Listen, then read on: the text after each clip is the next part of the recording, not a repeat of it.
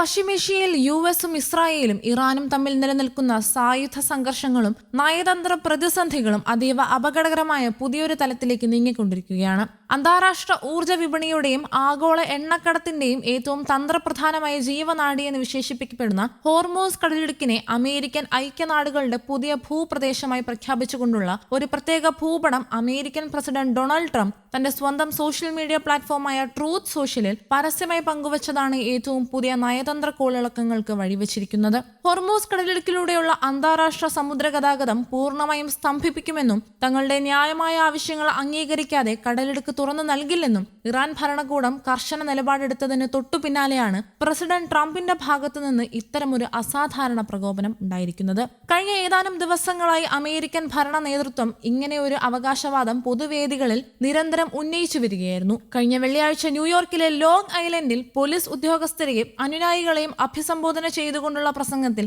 ഇറാനെതിരെയുള്ള സൈനിക വിജയം പൂർത്തിയാകുന്നതോടെ ഹോർമൂസ് കടലിടുക്കിനെ യുഎസിന്റെ ഔദ്യോഗിക ഭൂപ്രദേശമായി പ്രഖ്യാപിക്കുമെന്ന് ട്രംപ് വ്യക്തമാക്കുകയുണ്ടായി. തുടർന്ന് തിങ്കളാഴ്ച വൈറ്റ് ഹൌസിലെ ഓവൽ ഓഫീസിൽ വെച്ച് മാധ്യമപ്രവർത്തകരോട് സംസാരിക്കുകയും ഈ വിവാദത്തിൽ അദ്ദേഹം ഉറച്ചു നിൽക്കുകയും നിലവിൽ യുഎസ് നാവികസേന ഏർപ്പെടുത്തിയിരിക്കുന്ന കടുത്ത നാവിക ഉപരോധത്തിലൂടെ ഹോർമൂസ് കടലിടുക്കിന്റെ പൂർണ്ണ നിയന്ത്രണം അമേരിക്കൻ സൈന്യത്തിന്റെ കൈകളിലാണെന്ന് അവകാശപ്പെടുകയും ചെയ്തു. ഇതിനു പുറമെ ഹോർമൂസ് പൂർണ്ണമായും പ്രവർത്തനക്ഷമമാണെന്നും അവിടുത്തെ നാവിക മൈനുകൾ യുഎസ് നീക്കം ചെയ്തിട്ടുണ്ടെന്നും ട്രംപ് വാദിച്ചെങ്കിലും അന്താരാഷ്ട്ര കപ്പലുകൾ ഇനിയും സുരക്ഷിതമായ സർവീസ് പുനരാരംഭിച്ചിട്ടില്ല. എന്നാൽ ട്രംപിന്റെ ഈ ഭൂപട വിവാദത്തെയും അവകാശവാദങ്ങളെയും അതിരൂക്ഷമായ ഭാഷയിലാണ് ഇറാൻ തള്ളിക്കളഞ്ഞത്. ട്രംപ് യാഥാർത്ഥ്യ ബോധമില്ലാത്ത കടുത്ത മതിഭ്രമവും മിഥ്യാബോധവും ബാധിച്ച വ്യക്തിയാണെന്ന് ഇറാൻ ഡെപ്യൂട്ടി വിദേശകാര്യമന്ത്രി കാസിം ഗരീദാബാദി പരിഹസിച്ചു. ഒരു എക്സ് പോസ്റ്റിലൂടെയോ വിമാനവാഹിനി കപ്പലുകൾ കൊണ്ടോ തിരഞ്ഞെടുപ്പ് പ്രസംഗങ്ങൾ വഴിയോ ഹോർമൂസ് കടലിടുക്ക് പിടിച്ചെടുക്കാൻ അമേരിക്കയ്ക്ക് കഴിയില്ലെന്നും ഹോർമൂസ് എന്നും ഇറാന്റെ പരമാധികാര പരിധിയിലുള്ള സമുദ്രപാതയായി തന്നെ തുടരുമെന്നും അദ്ദേഹം ഓർമ്മിപ്പിച്ചു.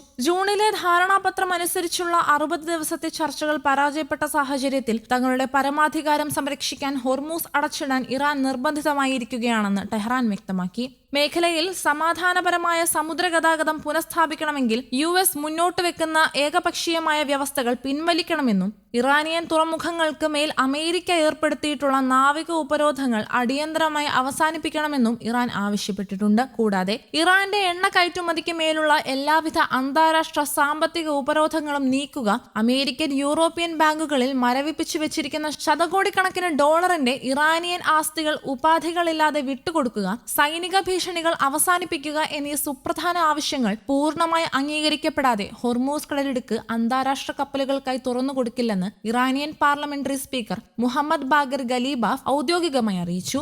ആഗോളതലത്തിൽ ഉപഭോഗം ചെയ്യപ്പെടുന്ന എണ്ണയുടെ 20% ദ്രവീകൃത പ്രകൃതിവാതകവും കടന്നുപോകുന്ന ഈ നിർണായക സമുദ്രപാത അടഞ്ഞുകിടക്കുന്നത് അന്താരാഷ്ട്ര ഊർജ്ജ വിപണിയിൽ വൻ പ്രത്യാഘാതങ്ങൾ സൃഷ്ടിക്കുകയും ബ്രെൻ ക്രൂഡ് വില ബാരലിന് $91 കടക്കാൻ ഇടയാക്കുകയും ചെയ്തിട്ടുണ്ട്. സഖ്യകക്ഷിയായ ഒമാൻ വഴി ഇറാനുമായി നടന്നിരുന്ന സമാന്തര ചർച്ചകളെ പോലും സംശയത്തോടെ വീക്ഷിക്കുന്ന ട്രംപ് ഭരണകൂടം അന്താരാഷ്ട്ര നിയമങ്ങളെയും സമുദ്ര സുരക്ഷാ ധാരണകളെയും അട്ടിമറിച്ചുകൊണ്ട് ഒരു സമുദ്ര ഇടനാഴിയെ സ്വന്തം പ്രദേശമായി ചിത്രീകരിച്ചിരിക്കുന്നത് ലോകരാഷ്ട്രങ്ങൾക്കിടയിൽ വലിയ നയതന്ത്ര ആശയങ്ങൾക്കാണ് തിരികൊളുത്തിയിരിക്കുന്നത്. News desk, Kerala Kaumudi.